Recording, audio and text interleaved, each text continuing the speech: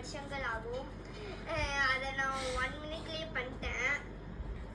இப்போ வில்லாதி வில்லியா இருக்கும் போலயா எப்பா உங்க பேத்தி உங்களை மாதிரி தான் இருக்கும். ஐயோ